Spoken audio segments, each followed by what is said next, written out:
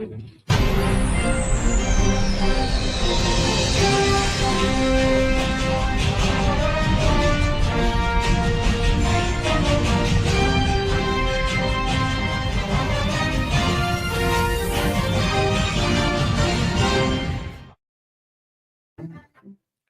ਸ਼੍ਰੀ ਅਕਾਲ। ਤੁਸੀਂ ਜੁੜੇ ਹੋਏ ਹੋ ਪੰਜਾਬੀ ਰੇਡੀਓ USA ਦੇ ਨਾਲ ਤੇ ਮੈਂ ਹਾਂ ਪ੍ਰਵੀਨ ਸ਼ਰਮਾ ਲੈ ਕੇ ਹਾਜ਼ਰ ਹਾਂ ਪ੍ਰੋਗਰਾਮ ਖਬਰ ਤੇ ਨਜ਼ਰ। ਖਬਰ ਤੇ ਨਜ਼ਰ ਪ੍ਰੋਗਰਾਮ ਦੇ ਵਿੱਚ ਕੀ ਅਹਿਮ ਤੇ ਕੀ ਖਾਸ ਖਬਰਾਂ ਨੂੰ ਲੈ ਕੇ ਚਰਚਾ ਕਰਨ ਦੇ ਲਈ ਜੁੜ ਚੁੱਕੇ ਨੇ ਪੰਜਾਬ ਤੋਂ ਸੀਨੀਅਰ ਪੱਤਰਕਾਰ ਦੀਪਕ ਸ਼ਰਮਾ ਚਨਾਰਥਲ ਜੀ। ਸ਼ਰਮਾ ਸਤਿ ਸ਼੍ਰੀ ਅਕਾਲ, ਸਵਾਗਤ ਹੈ ਜੀ ਪੰਜਾਬੀ ਰੇਡੀਓ USA ਦੇ। ਸਤਿ ਸ਼੍ਰੀ ਅਕਾਲ ਪ੍ਰਵੀਨ ਜੀ, ਸਾਰੇ ਦਰਸ਼ਕਾਂ ਨੂੰ ਸਰੋਤਿਆਂ ਨੂੰ ਪਿਆਰ ਭਰੀ ਸਤਿ ਸ਼੍ਰੀ ਅਕਾਲ। ਸਤਿ ਸ਼੍ਰੀ ਅਕਾਲ ਜੀ। ਪ੍ਰੋਗਰਾਮ ਦੇ ਵਿੱਚ ਅੱਗੇ ਵਧਣ ਤੋਂ ਪਹਿਲਾਂ ਧੰਨਵਾਦ ਕਰਦੇ ਚਲੀਏ ਸਪਾਂਸਰਸ ਦਾ, ਜਿਹੜੇ ਜ਼ਰੀਆ ਬਣਦੇ ਨੇ ਇਹਨਾਂ ਪ੍ਰੋਗਰਾਮਾਂ ਨੂੰ ਤੁਹਾਡੇ ਤੱਕ ਪਹੁੰਚਾਉਣ ਦੇ ਲਈ। ਖਾਲਸਾ ਇੰਸ਼ੋਰੈਂਸ ਏਜੰਸੀ ਵਾਲੇ, ਜਿਨ੍ਹਾਂ ਤੋਂ ਤੁਸੀਂ ਹਰ ਤਰੀਕੇ ਦੀ ਇੰਸ਼ੋਰੈਂਸ ਲੈ ਸਕਦੇ ਹੋ। ਇੰਸ਼ੋਰੈਂਸ ਬਾਰੇ ਪਤਾ ਕਰਨ ਦੇ ਲਈ ਇਹਨਾਂ ਦਾ ਨੰਬਰ ਹੈ 408-272-2500। ਇਹ 1992 ਤੋਂ ਲਗਾਤਾਰ ਇੰਸ਼ੋਰੈਂਸ ਬਿਜ਼ਨਸ ਦੇ ਵਿੱਚ ਸ਼ਾਨਦਾਰ ਸੇਵਾਵਾਂ ਦੇ ਰਹੇ ਨੇ ਤੇ ਅਮਰੀਕਾ ਭਰ ਦੇ ਵਿੱਚ ਇੰਸ਼ੋਰੈਂਸ ਕਰਦੇ ਨੇ। ਓਬਾਮਾ ਕੇਅਰ, ਮੈਡੀਕੇਅਰ ਜਾਂ ਫਿਰ ਕਵਰਡ ਕੈਲੀਫੋਰਨੀਆ ਬਾਬਤ ਪਾਲਿਸੀ ਕਰਵਾਉਣ ਦੇ ਲਈ, ਸਲਾਹ ਲੈਣ ਦੇ ਲਈ ਅੱਜ ਹੀ ਕਾਲ ਕਰੋ 408-272-2500 ਤੇ। ਟਰਕੀਨ ਇਮੀਗ੍ਰੇਸ਼ਨ ਲਾ ਫਰਮ ਵਾਲੇ, ਜੇ ਟਰਕੀਆਂ ਟੌਰਨੀ ਟਰਕੀਆਂ ਦੇ ਨਾਲ ਤੁਸੀਂ USA ਇਮੀਗ੍ਰੇਸ਼ਨ ਬਾਬਤ ਕੋਈ ਵੀ ਸਲਾਹ ਕਰਨੀ ਹੈ, ਕੋਈ ਵੀ ਸਵਾਲ ਪੁੱਛਣਾ ਤੇ ਇਹਨਾਂ ਦਾ ਨੰਬਰ ਹੈ 4159090503। Gurdeep Singh Birdi Clovis, Mandeep Singh, Sandeep Kaur San Jose, Jind Kaur Anayat Kaur Bakersfield, Mahinder Singh Mahinder Kaur Matu Yuba City, Amrik Singh Atwal, Jarnail Singh Yuba City, Jarnail Singh Seattle ਤੋਂ। ਇਹਨਾਂ ਸਾਰੇ ਹੀ ਸਪਾਂਸਰਸ ਦਾ ਬਹੁਤ ਬਹੁਤ ਧੰਨਵਾਦ। ਤੇ ਜੇਕਰ ਤੁਸੀਂ ਵੀ ਪੰਜਾਬੀ ਰੇਡੀਓ USA ਦੇ ਇਹਨਾਂ ਪ੍ਰੋਗਰਾਮਾਂ ਨੂੰ ਸਪਾਂਸਰ ਕਰਨਾ ਚਾਹੁੰਦੇ ਹੋ ਤਾਂ ਸਟੂਡੀਓ ਦਾ ਨੰਬਰ 408-272-5200। ਅੱਜ ਦਾ ਇਹ ਖਬਰ ਤੇ ਨਜ਼ਰ ਪ੍ਰੋਗਰਾਮ ਸਾਲ 2025 ਦੀ 18 ਫਰਵਰੀ ਦਾ ਪ੍ਰੋਗਰਾਮ ਹੈ ਤੇ ਦਿਨ ਅੱਜ ਮੰਗਲਵਾਰ ਹੈ। ਖਬਰਾਂ ਦੀ ਸ਼ੁਰੂਆਤ ਕਰੀਏ ਸ਼ਰਮਾ ਜੀ ਪੰਥਕ ਹਲਚਲ ਤੋਂ, ਕਿਉਂਕਿ ਹਰ ਰੋਜ਼ ਪੰਥਕ ਸਰਗਰਮੀਆਂ, ਪੰਥਕ ਖਬਰਾਂ ਐਡੀਆਂ ਵੱਡੀਆਂ ਹੋ ਜਾਂਦੀਆਂ ਨੇ ਕਿ ਜੋ ਵਰਤਾਰੇ ਵਾਪਰ ਰਹੇ ਨੇ ਉਹ ਕਈ ਸਵਾਲਾਂ ਨੂੰ ਜਨਮ ਦੇ ਰਹੇ ਨੇ ਲਗਾਤਾਰ। ਗਿਆਨੀ ਹਰਪ੍ਰੀਤ ਸਿੰਘ, ਵੱਖ-ਵੱਖ ਧਿਰਾਂ ਇਹਨਾਂ ਦੀ ਜਿਹੜੀ ਭੂਮਿਕਾ ਰਹੀ ਹੈ ਲੰਘੇ ਦਿਨਾਂ ਦੇ ਵਿੱਚ, ਉਹਨੂੰ ਤਰ੍ਹਾਂ-ਤਰ੍ਹਾਂ ਦੇ ਤਰੀਕਿਆਂ ਦੇ ਨਾਲ ਪ੍ਰਭਾਸ਼ਿਤ ਕਰਦੇ ਨੇ। ਅਕਾਲੀ ਦਲ ਦਾ ਵਿੰਗ ਇਹਨਾਂ ਨੂੰ ਦਿੱਲੀ ਦੇ ਨੇੜੇ ਸੱਦਦਾ ਹੈ, ਉਹ ਆਪਣੇ ਆਪ ਨੂੰ ਵਿਕਟਮ ਵਜੋਂ ਪੇਸ਼ ਕਰਦੇ ਨੇ। ਖਬਰ ਇਹ ਕਹਿ ਰਹੀ ਹੈ ਕਿ ਉਹਨਾਂ ਨੇ SGPC ਚੋਣਾਂ ਦੀ ਤਿਆਰੀ ਕਰ ਲਈ ਹੈ। ਜੇਕਰ ਇਹ ਗੱਲ ਸੱਚੀ ਹੈ ਤਾਂ ਫਿਰ ਅਕਾਲੀ ਦਲ ਦੇ ਗੜ੍ਹ ਦੇ ਵਿੱਚ ਇੱਕ ਬਹੁਤ ਵੱਡੀ ਸੰਨ ਲੱਗ ਜੂਗੀ ਸ਼ਰਮਾ ਜੀ। ਬਿਲਕੁਲ ਪ੍ਰਵੀਨ ਜੀ, ਇਹਦੇ ਵਿੱਚ ਕੋਈ ਦੋ ਰਾਏ ਨਹੀਂ ਕਿ ਸਿੰਘ ਸਾਹਿਬ ਗਿਆਨੀ ਹਰਪ੍ਰੀਤ ਸਿੰਘ ਜਿਸ ਦਿਨ ਤੋਂ ਲਾਂਭੇ ਕੀਤੇ ਗਏ ਨੇ ਸ਼੍ਰੀ ਤਖਤ ਸਾਹਿਬ ਦੀ ਸੇਵਾ ਤੋਂ, ਜਥੇਦਾਰ ਦੀ ਸੇਵਾ ਤੋਂ, ਉਸ ਦਿਨ ਤੋਂ ਬਾਅਦ ਉਹਨਾਂ ਨੇ ਵੱਖੋ-ਵੱਖ ਮੰਚਾਂ ਤੇ ਜਾ ਕੇ ਜਿਸ ਤਰ੍ਹਾਂ ਪੰਥਕ ਰਾਜਨੀਤੀ ਨੂੰ ਪ੍ਰਭਾਸ਼ਿਤ ਕੀਤਾ, ਉਹਦੇ ਵਾਲੇ ਨਾਲੇ ਚਰਚਾ ਜ਼ੋਰਾਂ ਸ਼ੋਰਾਂ ਤੇ ਹੈ ਕਿ ਉਹ ਹੁਣ ਧਾਰਮਿਕ ਖੇਤਰ ਦੇ ਵਿੱਚ ਪੰਥਕ ਧਾਰਮਿਕ ਰਾਜਨੀਤੀ ਦੇ ਵਿੱਚ ਸਰਗਰਮ ਹੋ ਗਏ। ਇਹਦੇ ਵਿੱਚ ਕੋਈ ਦੋ ਰਾਏ ਨਹੀਂ ਕਿ ਉਹਨਾਂ ਦਾ ਵਿਦਿਅਕ, ਉਹਨਾਂ ਦਾ ਪੱਧਰ, ਉਹਨਾਂ ਦੀ ਗਿਆਨ, ਉਹ ਸਾਰਾ ਕੁਝ ਉਹਨਾਂ ਨੂੰ ਧਾਰਮਿਕ ਖੇਤਰ ਦੇ ਵਿੱਚ ਮਜ਼ਬੂਤ ਕਰਦਾ ਜੀ। ਦੂਸਰੇ ਪਾਸੇ ਉਹ ਖੁਦ ਕਹਿ ਚੁੱਕੇ ਨੇ ਕਿ ਮੈਂ ਰਾਜਨੀਤਿਕ ਖੇਤਰ ਦਾ ਵਿਦਿਆਰਥੀ ਨਹੀਂ ਹਾਂ, ਮੈਂ ਧਰਮ ਦਾ ਖੇਤਰ ਦਾ ਵਿਦਿਆਰਥੀ ਹਾਂ, ਇਸ ਲਈ ਮੈਂ ਇਸੇ 'ਚ ਵਿਚਰਨਾ ਚਾਹੁੰਦਾ, ਇਸੇ 'ਚ ਸੇਵਾ ਕਰਨਾ ਚਾਹੁੰਦਾ।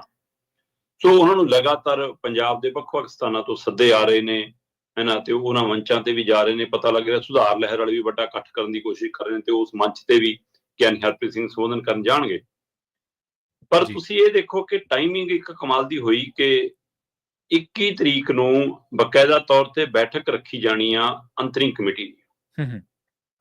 ਜਦੋਂ ਧਾਮੀ ਸਾਹਿਬ ਦਾ ਅਸਤੀਫਾ ਆ ਗਿਆ, ਉਹ ਤੋਂ ਬਾਅਦ 7 ਮੈਂਬਰੀ ਕਮੇਟੀ ਦੀ ਕੱਲ ਬੈਠਕ ਸੀ ਪਟਿਆਲਾ 'ਚ ਤੇ ਇੱਧਰ ਤੈਅ ਹੋ ਰਿਹਾ ਸੀਗਾ ਕਿ ਅੰਤਰਿਮ ਕਮੇਟੀ ਦੀ ਬੈਠਕ ਕਦੋਂ ਬੁਲਾਈਏ, ਕਿਉਂਕਿ ਜਿਹੜਾ ਮਾਰਚ ਮਹੀਨਾ ਬਹੁਤ ਕ੍ਰੂਸ਼ਲ ਹੈ ਸ਼੍ਰੋਮਣੀ ਕਮੇਟੀ ਲਈ ਵੀ। ਇੱਕ ਪਾਸੇ ਬਜਟ ਵਾਲਾ ਮਸਲਾ ਹੈ, ਦੂਸਰੇ ਪਾਸੇ ਪ੍ਰਧਾਨ ਨਹੀਂ ਹੈਗਾ ਤੇ ਜੇ ਅਜਿਹੀ ਸਥਿਤੀ ਆ ਜਾਵੇ ਤਾਂ 21 ਘੰਟਿਆਂ ਦੇ 72 ਘੰਟਿਆਂ ਦੇ ਅੰਦਰ ਅੰਦਰ ਬੈਠਕ ਬੁਲਾਉਣੀ ਹੁੰਦੀ ਆ।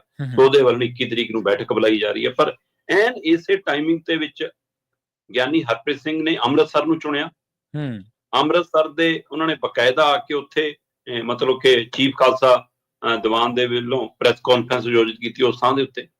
ਸੋ ਅੰਮ੍ਰਿਤਸਰ 'ਚ ਆ ਕੇ ਪ੍ਰੈਸ ਕਾਨਫਰੰਸ ਕਰਨਾ ਔਰ ਉਸ ਵਿਅਕਤੀ ਦੇ ਪਰਦਾਫਾਸ਼ ਕਰਨ ਦੀ ਕੋਸ਼ਿਸ਼ ਕਰਨਾ ਜਿਹੜਾ ਵਿਅਕਤੀ ਧਾਮੀ ਹੋਰਾਂ ਦੇ ਅਸਤੀਫੇ ਤੋਂ ਬਾਅਦ ਦਾਅਵੇਦਾਰ ਹੈ ਹੁਣ SGPC ਦੇ ਪ੍ਰਧਾਨ ਦਾ। ਜੀ ਵੈਸੇ ਤਾਂ ਉਹਨਾਂ ਨੇ ਐਡਵੋਕੇਟ ਹਰਿੰਦਰ ਸਿੰਘ ਧਾਮੀ ਦੇ ਅਸਤੀਫੇ ਤੇ ਅਫਸੋਸ ਵੀ ਪ੍ਰਗਟਾਇਆ ਕਿ ਉਹ ਸੰਵੇਦਨਸ਼ੀਲ ਬੰਦੇ ਨੇ, ਉਹ ਸੁਹਿਰਦ ਬੰਦੇ ਨੇ, ਸੱਚੇ ਬੰਦੇ ਨੇ, ਉਹਨਾਂ ਨੂੰ ਖੜੇ ਰਹਿਣਾ ਚਾਹੀਦਾ ਸੀ, ਮੈਦਾਨ ਛੱਡ ਕੇ ਨਹੀਂ ਭੱਜਣਾ ਚਾਹੀਦਾ ਸੀ, ਇਹ ਸ਼ੋਭਦਾ ਨੀਗਾ। ਤੇ ਉਹਨਾਂ ਨੇ ਕਿਹਾ ਜੀ ਇਹ ਸਾਰਾ ਅਕਾਲੀ ਦਲ, ਇਹਦੇ ਵਿੱਚ ਸਾਰਾ ਕੁਝ ਜੋ ਗੱਲਾਂ ਉਹਨਾਂ ਨੇ ਕਹੀਆਂ। ਪਰ ਉਹਨਾਂ ਦਾ ਮੁੱਖ ਨਿਸ਼ਾਨਾ ਆਉਣ ਵਾਲੇ ਸਮੇਂ ਦਾ ਅਗਲਾ ਪ੍ਰਧਾਨ ਸੀ, ਕਿਉਂਕਿ ਇਹ ਜਗ ਜ਼ਾਹਰ ਹੈ ਕਿ ਬਾਦਲ ਪਰਿਵਾਰ ਦੇ ਨੇੜੇ ਇਸ ਸਮੇਂ ਜੇਕਰ ਕੋਈ ਹੋਰ ਵਿਅਕਤੀ ਹੈ ਧਾਮੀ ਤੋਂ ਬਿਨਾਂ ਤਾਂ ਉਹ ਰਘੂਜੀਤ ਸਿੰਘ ਵਿਰਕ ਹੈ। ਜੀ ਤੇ ਰਘੂਜੀਤ ਸਿੰਘ ਬਿਰਕ ਕਹਿੰਦੇ ਕਿ ਇਸ ਸਥਿਤੀ 'ਚ ਨੇੜੇ ਆ ਕਿ ਉਹ ਪ੍ਰਧਾਨ ਨਾ ਹੁੰਦਿਆਂ ਵੀ ਪ੍ਰਧਾਨ ਵਾਲੀਆਂ ਸ਼ਕਤੀਆਂ ਵਰਤ ਲੈਂਦਾ ਸੀ। ਉਹ ਅੰਦਰ ਹੀ ਦਬਦਬਾ ਰੱਖਦਾ ਸੀ।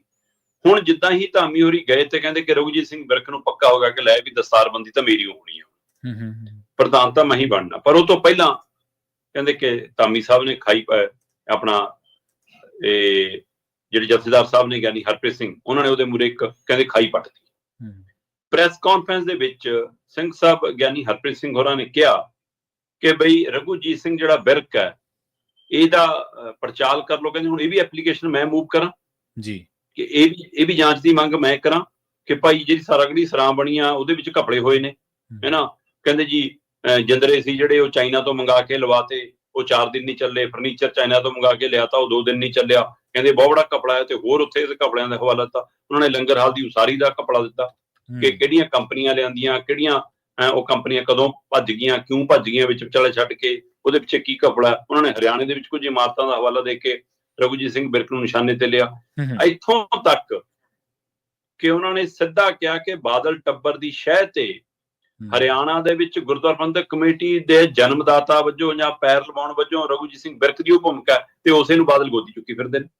ਠੀਕ ਹੈ, ਕਹਿੰਦੇ ਤਾਂ ਮਤਲਬ ਸਾਰਾ ਕੁਝ। ਉਹ ਕਹਿੰਦੇ ਕਿ ਮੈਂ ਤਾਂ ਅਪੀਲ ਕਰਦਾ ਹਰਿਆਣਾ ਗੁਰਦੁਆਰਾ ਪ੍ਰਬੰਧਕ ਕਮੇਟੀ ਨੂੰ ਕਿ ਭਾਈ ਕੁਰੂਕਸ਼ੇਤਰ ਦੇ ਵਿੱਚ ਰਘੂਜੀਤ ਸਿੰਘ ਬਿਰਕ ਦਾ ਬੁੱਤ ਲਾਓ। ਤੇ ਉਹਨਾਂ ਨੇ ਇਹ ਸਾਰੇ ਸਵਾਲ, ਇਹਦੇ ਨਾਲ ਨਾਲ ਉਹਨਾਂ ਨੇ ਜਥੇਦਾਰਾਂ ਦੀ ਨਿਯੁਕਤੀ ਦਾ, ਜਥੇਦਾਰਾਂ ਦੀ ਸੇਵਾ ਮੁਕਤੀ ਦਾ, ਇਹਦਾ ਮੁੜ ਕੇ ਕੋਈ ਨਿਯਮਾਵਲੀ ਬਣਾਉਣ ਦਾ ਵੀ ਉਹਦੇ ਵਿੱਚ ਗੱਲ ਕੀਤੀ। ਉਹਨਾਂ ਨੇ ਕਿਹਾ ਕਿ ਸਾਬਕਾ ਜਥੇਦਾਰ ਬਦੰਤੀ ਹੋਰਾਂ ਨੇ ਵੀ ਕਹਿੰਦੇ ਇਸ ਦੇ ਉੱਤੇ ਪਹਿਲ ਕਦਮੀ ਕੀਤੀ ਸੀ।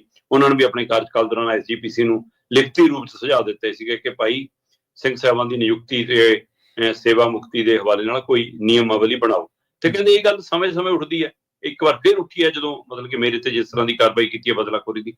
ਸੋ ਟਾਈਮਿੰਗ ਔਰ ਚੋਣ ਸਥਾਨ ਦੀ ਅੰਮ੍ਰਿਤਸਰ ਤੇ ਇਹ ਸਾਰੀ ਪ੍ਰਕਿਰਿਆ ਦੱਸਦੀ ਹੈ ਕਿ ਜਥੇਦਾਰ ਗਿਆਨੀ ਹਰਪ੍ਰੀਤ ਸਿੰਘ ਨੇ ਤੈਅ ਕਰ ਲਿਆ ਕਿ ਮੈਂ ਧਾਰਮਿਕ ਖੇਤਰ ਦੇ ਵਿੱਚ ਹੀ ਰਾਜਨੀਤਿਕ ਪਿੜ 'ਚ ਨਿਤਰਨਾ ਤੇ ਉਹ ਰਾਜਨੀਤਿਕ ਪਿੜ ਉਹਨਾਂ ਦਾ ਐਸਜੀਪੀਸੀ ਹੋ ਸਕਦਾ।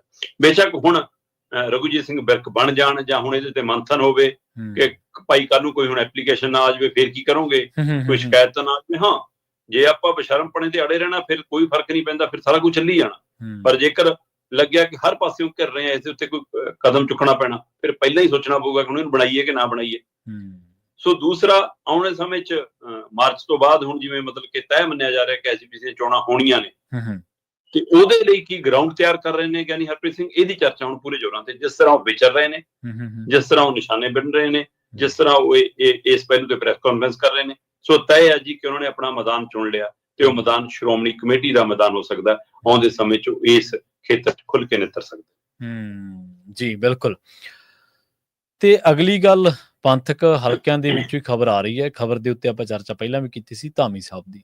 ਕਹਿੰਦੇ ਪਹਿਲਾਂ ਧਾਮੀ ਤੇ ਫਿਰ ਬਡੂੰਗਰ ਸਾਹਿਬ ਇਹ ਅਸਤੀਫੇ ਦਬਾਅ ਦੇ ਵਿੱਚੋਂ ਆ ਰਹੇ ਨੇ, ਮਤਲਬ ਕੁਝ ਕਰ ਨਹੀਂ ਦਿੱਤਾ ਜਾ ਰਿਹਾ, ਹੈਂਡ ਫ੍ਰੀ ਨਹੀਂ ਕੀਤਾ ਜਾ ਰਿਹਾ, ਜਾਂ ਸ਼ਕਤੀਆਂ ਨਹੀਂ ਵਰਤਣ ਦਿੱਤੀਆਂ ਜਾ ਰਹੀਆਂ, ਜਾਂ ਫਿਰ ਇਹ ਕਿਸੇ ਸਿਆਸੀ ਜਾਂ ਕੋਈ ਪੰਥਕ ਰਾਜਨੀਤੀ ਦੀ ਚਾਲ ਦਾ ਹਿੱਸਾ ਹੈ। ਦੇਖੋ, ਜਿੱਥੇ ਤੱਕ ਤਾਂ ਪ੍ਰਵੀਨ ਜੀ ਸ਼ਕਤੀਆਂ ਦੀ ਗੱਲ ਹੈ ਤਾਂ ਉਹ ਤਾਂ ਜਿਹੜੇ ਕਾਰਜਕਾਰੀ ਪ੍ਰਧਾਨ ਲਾਏ ਹੋਏ ਨੇ ਬਲਵਿੰਦਰ ਸਿੰਘ ਭੂੰਦੜ, ਉਹ ਵੀ ਆਪਣੇ ਨੇੜਲਿਆਂ ਕੋਲ ਕਈ ਵਾਰ ਦੁੱਖੜਾ ਰੋ ਚੁੱਕੇ ਨੇ। ਕਹਿੰਦੇ ਯਾਰ ਮੈਨੂੰ ਆ ਕਾਰਜਕਾਰੀ ਪ੍ਰਧਾਨਗੀ ਤਾਂ ਦੇਤੀ ਪਰ ਪ੍ਰਧਾਨਗੀ ਦੀ ਪਾਵਰ ਜਮਾ ਨਹੀਂ ਦਿੱਤੀ। ਪਾਵਰ ਉੱਥੇ ਹੀ ਆ ਜੇ ਸੈਂਟਰ, ਪਾਵਰ ਦਾ ਸੈਂਟਰ ਹੋ ਗਿਆ ਹੈ ਨਾ। ਸੋ ਜਿਸ ਤਰ੍ਹਾਂ ਕਹਿੰਦੇ ਹੁੰਦੇ ਨਾ ਕਿ ਭੁਚਾਲ ਤਾਂ ਪੂਰੀ ਥਾਂ ਤੇ ਆਇਆ ਪਰ ਭੁਚਾਲ ਦਾ ਸੈਂਟਰ ਫਲਾਣੀ ਥਾਂ ਹੈ। ਸੋ ਇਸ ਲਈ ਉਹ ਪ੍ਰਕਿਰਿਆ ਸਭ ਨੂੰ ਪਤਾ ਕਿ ਸੈਂਟਰ ਤਾਂ ਭਾਈ ਲੰਬੀ ਪਿੰਡ ਪਿਆ, ਉੱਥੋਂ ਹੀ ਸਾਰਾ ਕੁਛ ਹੈ। ਸੋ ਇਸ ਲਈ ਕਹਿੰਦੇ ਕਿ ਸ਼ਕਤੀਆਂ ਦੇ ਮਾਮਲੇ 'ਚ ਤਾਂ ਉਹ ਵੀ ਫਿਕਰਮੰਦ ਹੈ। ਔਰ ਇਹੀ ਪ੍ਰਗਟਾਵਾ ਜਗ ਜ਼ਾਹਰ ਹੈ ਕਿ ਐਸਜੀਪੀਸੀ 'ਚ ਜਿਹੜਾ ਮਰਜ਼ੀ ਪ੍ਰਧਾਨ ਬਣੇ, ਕੰਟਰੋਲ ਕਿਹਦੇ ਕੋਲ ਹੈ ਸਭ ਨੂੰ ਪਤਾ। ਉਸਦੇ ਕੰਟਰੋਲ ਦੇ ਹਵਾਲੇ ਨਾਲ ਮੰਨਿਆ ਜਾ ਰਿਹਾ ਸੀ ਕਿ ਧਾਮੀ ਸਾਹਿਬ ਬਹੁਤ ਪੀੜਤ ਨੇ। ਜੀ ਜੀ, ਕਹਿੰਦੇ ਕਿ ਐਡਵੋਕੇਟ ਹਰਿੰਦਰ ਸਿੰਘ ਧਾਮੀ 2 ਮਾਮਲਿਆਂ ਨੂੰ ਲੈ ਕੇ ਕੇਂਦਰਤ ਸੀਗੇ। ਇੱਕ ਕੰਮ ਉਹ ਕਰਨਾ ਚਾਹੁੰਦੇ ਸੀ ਜਿਹੜਾ ਉਹਨਾਂ ਨੂੰ ਕਰ ਨਹੀਂ ਦਿੱਤਾ, ਇੱਕ ਕੰਮ ਉਹ ਨਹੀਂ ਕਰਨਾ ਚਾਹੁੰਦੇ ਸੀ, ਉਹਨਾਂ ਤੋਂ ਕਰਵਾਇਆ। ਉਹ ਕਹਿੰਦੇ ਕਿ ਅਕਾਲੀ ਦਲ ਦੇ ਦਬਾਅ ਹੇਠ ਹੀ ਇਹ ਸਾਰਾ ਕੁਝ ਹੋਇਆ। ਐਡਵੋਕੇਟ ਹਰਜਿੰਦਰ ਸਿੰਘ ਧਾਮੀ ਕਦੇ ਨਹੀਂ ਚਾਹੁੰਦੇ ਸੀ ਕਿ ਮੇਰੇ ਕਾਰਜਕਾਲ 'ਚ ਮੇਰੇ ਦਸਤਖਤਾਂ ਹੇਠ ਗਿਆਨੀ ਹਰਪ੍ਰੀਤ ਸਿੰਘ ਦੀ ਛੁੱਟੀ ਹੋਵੇ। ਠੀਕ ਹੈ, ਕਹਿੰਦੇ ਉਹ ਅਕਾਲੀ ਦਲ ਨੇ ਉਹਨਾਂ ਤੋਂ ਕਰਵਾਇਆ। ਉਹ ਚਾਹੁੰਦੇ ਸੀਗੇ ਕਿ 7 ਮੈਂਬਰੀ ਕਮੇਟੀ ਅਕਾਲ ਤਖਤ ਸਾਹਿਬ ਦੇ ਹੁਕਮਾਂ ਅਨੁਸਾਰ ਕੰਮ ਕਰੇ, ਉਹ ਮੈਂਬਰਸ਼ਿਪ ਦੀ ਭਰਤੀ ਮੁਹਿੰਮ ਚਲਾਵੇ ਤੇ ਬੰਦੇ ਰੱਖ ਕੇ ਅੱਗੇ ਭਰਤੀ ਕਰਾਵੇ ਤੇ ਬਾਅਦ ਚੋਂ ਜਿਵੇਂ ਮਰਜ਼ੀ ਚੋਣ ਹੋ ਜਾਵੇ। ਪਰ ਅਕਾਲੀ ਦਲ ਨੇ ਕੰਮ ਉਹਨਾਂ ਨੂੰ ਨਹੀਂ ਕਰਨ ਦਿੱਤਾ। ਇਹ ਦੋ ਗੱਲਾਂ ਤੋਂ ਕਹਿੰਦੇ ਬਹੁਤ ਪੀੜਤ ਸੀ। ਇਸੇ ਲਈ ਉਹ ਸਮੇਂ-ਸਮੇਂ ਘਰੇ ਨਾਰਾਜ਼ ਹੋ ਕੇ ਵੀ ਬੈਠਦੇ ਰਹੇ, ਇਹਨਾਂ ਦੀਆਂ ਸਟੇਜਾਂ ਤੋਂ ਵੀ ਮਨਪੀ ਹੁੰਦੇ ਰਹੇ, ਇਹਨਾਂ ਦੀਆਂ ਬੈਠਕਾਂ ਚੋਂ ਵੀ ਉੱਠ ਕੇ ਜਾਂਦੇ ਰਹੇ, ਪ੍ਰੈਸ ਤੋਂ ਵੀ ਦੂਰ ਰਹਿੰਦੇ ਰਹੇ, ਆਪਣੇ ਦਫ਼ਤਰੋਂ ਵੀ ਦੂਰ ਰਹਿੰਦੇ ਰਹੇ। ਬਹੁਤ ਵਾਰ ਹੋਇਆ। ਆਖਰ ਉਹ ਦਿਨ ਆਇਆ ਜਦੋਂ ਅਕਾਲੀ ਦਲ ਨੇ ਆਪਣੀ ਪ੍ਰੈਸ ਕਾਨਫਰੰਸ ਬਿਠਾ ਕੇ ਧਾਮੀ ਹੋਰਾਂ ਤੋਂ ਹੀ ਕਹਾਇਆ ਕਿ ਅਸੀਂ 7 ਮੈਂਬਰੀ ਕਮੇਟੀ ਦੀ ਬੈਠਕ ਬੁਲਾ ਰਹੇ ਹਾਂ। 7 ਮੈਂਬਰੀ ਕਮੇਟੀ ਦੀ ਬੈਠਕ ਹੋ ਗਈ, ਭੁੰਦੜ ਸਾਹਿਬ ਨੂੰ ਸੱਦ ਲਿਆ ਜੀ, ਭੁੰਦੜ ਸਾਹਿਬ ਆਏ ਨਹੀਂ ਜੀ, ਉਹਨਾਂ ਦੇ ਘਰੇ ਚੱਲ ਗਏ ਜੀ, 2 ਦਿਨ ਦਾ ਟਾਈਮ ਮਿਲ ਗਿਆ ਜੀ।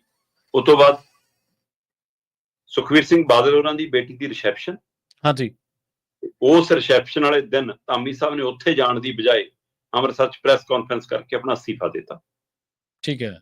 ਉਸ ਸਾਰਾ ਹਲਚਲ ਮਚ ਗਈ। ਕਿਆ ਕੀ ਹੋ ਗਿਆ ਜੀ? ਵਿਆਹ ਚੋਂ ਨਿਕਲ ਕੇ ਐਸਜੀਪੀਸੀ ਦੇ ਮੈਂਬਰ ਧਾਮੀ ਸਾਹਿਬ ਦੇ ਘਰਾਂ ਕੰਨੀ ਨੂੰ ਤੁਰ ਪਏ ਕਿ ਧਾਮੀ ਸਾਹਿਬ ਆਹ ਕੀ ਹੈ ਜੀ, ਤੁਸੀਂ ਅਸਤੀਫਾ ਵਾਪਸ ਲਓ ਜੀ, ਇਹ ਤਾਂ ਪ੍ਰਵਾਨ ਨਹੀਂ ਹੋਣਾ ਚਾਹੀਦਾ ਜੀ, ਹੈ ਨਾ। ਅੰਤਰੀਮ ਜਿਹੜੀ ਕਮੇਟੀ ਦੀ ਬੈਠਕ ਹੋਊਗੀ ਉਹ ਚ ਪ੍ਰਵਾਨ ਨਾ ਚੜੇ ਜੀ, ਇਹ ਜਿਹਾ ਦਬਾਅ ਜੀ ਅਸੀਂ ਬਾਦਲ ਸਾਹਿਬ ਨੂੰ ਕਹਾਂਗੇ ਜੀ। ਇਹ ਸਵੇਰ ਨੂੰ 7 ਮੈਂਬਰੀ ਕਮੇਟੀ ਦੀ ਬੈਠਕ ਸੀ।